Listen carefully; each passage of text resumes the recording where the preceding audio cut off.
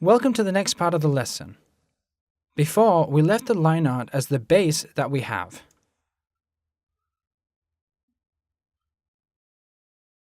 Now, we can see the colors applied appropriately to create a perfect base for the cartoon-style drawing we're doing. Right now, I'm modifying the background to create a gradient. This image here is an image that I did beforehand in a cartoon style. I used gradients, above all, in the secondary lighting, where I'm going to be really careful while drawing.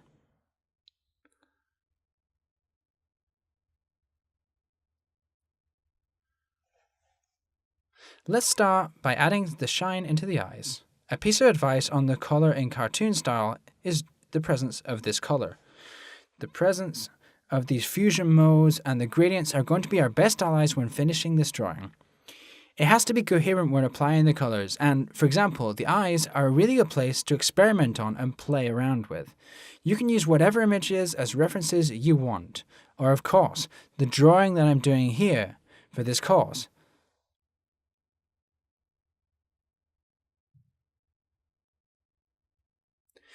Something that will help you get to know yourselves as artists is experimenting with the ways you can color the illustration in the case you choose your final project to be a cartoon-style drawing.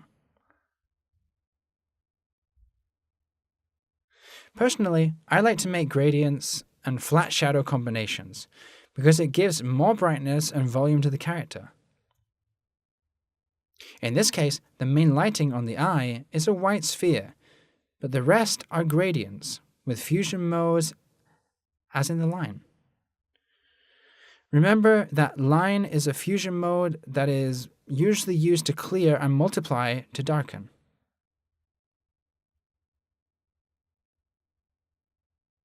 If at any moment you find yourself that you're just, you're not enjoying your result, don't be afraid to hit Ctrl-Z. And in case you regret anything, you just have to go to Edition and Undo.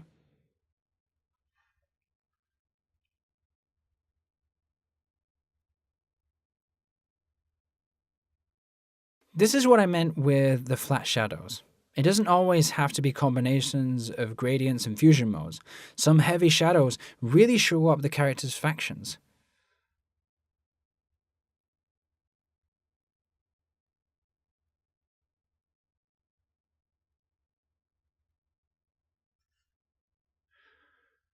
The combination of brightness, fusion modes, and flat shadows, or lights, is what makes this style so peculiar and eye-catching. As you can see, I'm not using a grey tone to darken. I'm actually using gradients with pinks and purples. It's a much more spectacular shading when we're using some simple tones. There's also just colors in our own palette, so we benefit using our own colors, really. I'm going to continue moving around these random groups of lights and shadows and gradients and flat tones that will be what makes our drawing just that much richer. It's just a question of getting practice. The more you use the program, the better you'll get, obviously. This is why I really recommend that you guys just sit down for a few hours and, really get into it. If what you really want to do is get to a professional level on this. Just a reminder that the fusion modes are something that are optional. In my case, I recommend you use the lines and the multiply effect because they're more visual while working on lights and shadows. But obviously, you can see which ones you prefer to use. All we have to do is add the contrast.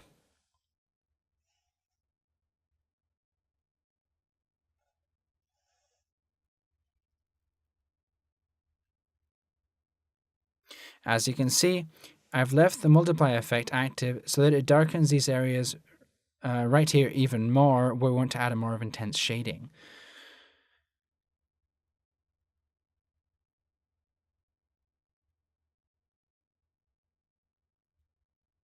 Okay, I'm going to go on now to the secondary lights.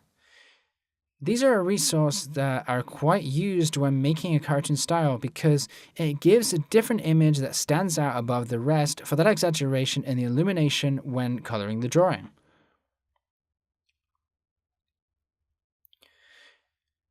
I chose to use the clearest tone from our palette to give those areas of light that, as you can see now, they're very small areas.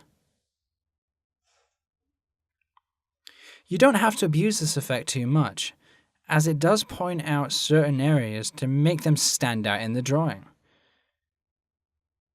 In the case that we started to make something just a little, too out there, it would look quite forced, and then the illustration would look a little aesthetic and nice. Well, it would go from that to looking something like overloaded.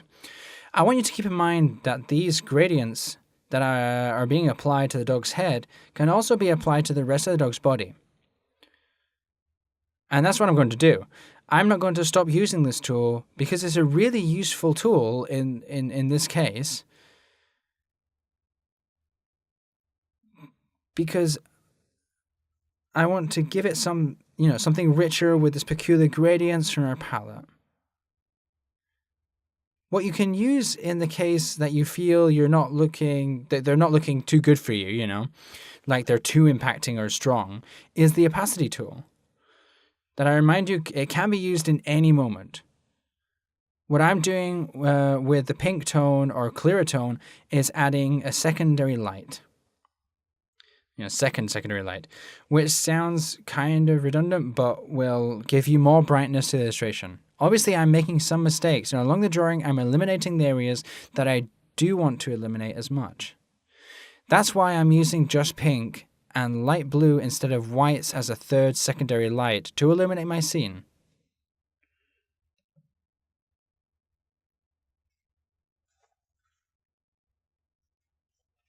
Okay, now let's move on to the rocket. As you can see, I'm still working with the fusion mode gradients. I'm not going to stop doing this throughout the drawing because I find them super useful. As you can see right here, although I'm using green tones for the gradients, the blues and the purples we have in our palette also combine really well when making the shadows on the metallic areas of the rocket.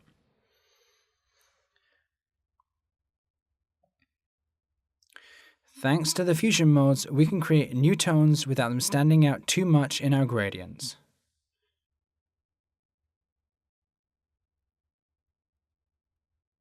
In the same way, I'm also going to illuminate the rest of the areas I'm working on. For example, with the rocket, I've used small fractions of white colored lights instead of blue. In the rest of the illustration, I'm going to be using the pink tones and gradients to apply to the animal's fur. And the rest, they're basically the tones we've been using for the flat style and the comic style. What I'm doing right now is just to let my imagination fly when it comes to lights and shadows and what I want to use. The secondary lights that I've chosen come from the left side of the drawing. As you can see, this kind of illustration allows me to develop more creativity when I'm putting my colors on our canvas. Both the gradients and the rest of the lights are what allow us to imagine with a lot more perspective how to make an illustration with colors taken out of the natural tone with which we can think of the image of a dog.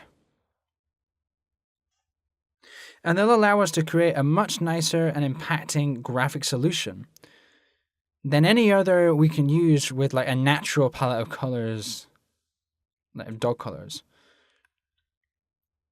You can see that I'm not using the typical colors that we would see in a dog, like brown, maybe a beige, or for example, I'm making the area here of the fire pop a lot because I've allowed myself to use the very irregular shapes with the pen tool.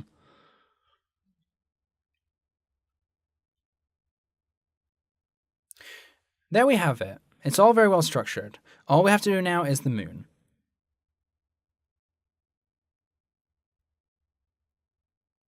I'm going to be looking very carefully at this resource right here, as it can give us a really cool effect when making a new surface. Using the texture that I imagine the moon would have in this situation, I'm going to use a more solid and lighter tone, and I'm going to be adding it slowly into the darker tone we've made with the gradient. Right now, I'm experimenting a little to see how to make the texture of the gaps that the moon has. Also, I'm adding a little more darkness, choosing the same tone we're using for the main gradient of the moon, and changing the fusion mode to give it more of a depth impression. The more layers I generate, the more volume it will seem to have. Now we're repeating the same process as we did at the start, but this time in the clearer area. I've decided to choose the darker gradient and apply it in the light areas to make these gaps pop even more. We also have to keep in mind that we can use these secondary lights that can be used on the rest of the objects to give them even more of an impression. I'm going to add some small ellipses as a texture to add some more flat tones to the image. I'm going to remind you that you don't need to always use gradients or flats. The perfect combination of the two is what makes a good image.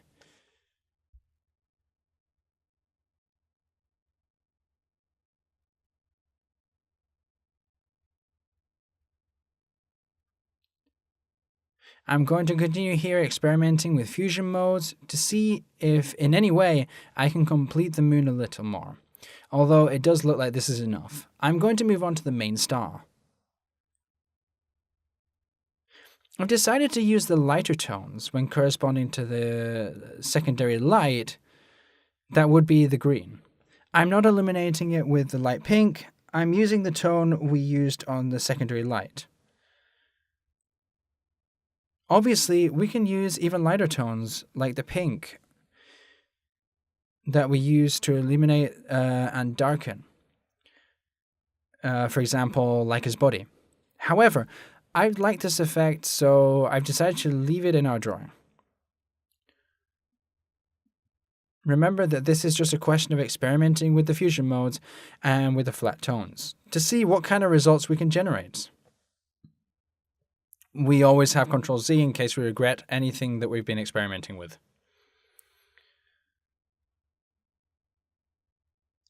All we have left to do is to add in some small details in the background, like for example the stars, where we can add that secondary light that we've been using in our drawing.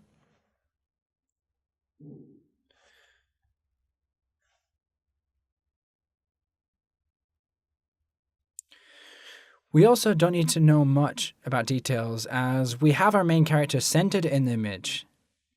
It is nice, though, to add some attention to some small details that we have around it.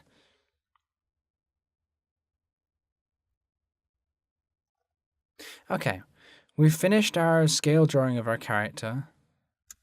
We have the version without lines and the version with lines, and the only thing we have left to do is to group up these lines and to group up the colors, so we'd have two layers. The last thing I'm going to do is add in some more stars with a little bit of unfocus to give them, that special brightness to the image. As the ellipses are rounded and small and white-toned, I'm going to try to insert a star with a little more effect. I hit the star tool and choose the four-pointed one. After getting it, I'm going to select the star and rotate it until I have it in the vertical form. The star, as it is a little simple. I want to make it elongated, so I'm going to have to use the transformation tool if I want to modify it.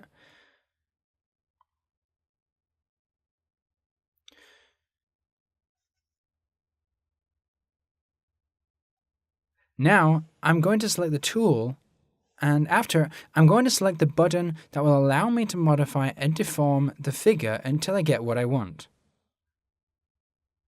I want it to be elongated, so I'm going to stretch out the extremities towards the inward face of the illustration to get that shine effect.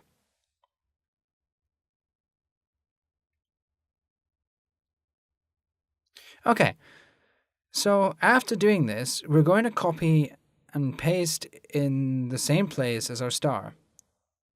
After having two, we're going to select the top one and add a Gaussian blur effect. This effect allows you to blur out the illustration in a soft way, if we regulate it correctly, obviously. I'm going to leave it in the middle so that it illuminates enough. Now that we have it, we group up our new object and we're going to put it throughout our illustration. I'm going to shrink it a little bit to make it a little more subtle. And the only thing left to do is with Alt to copy it throughout our drawing. See you in the next lesson. Bye.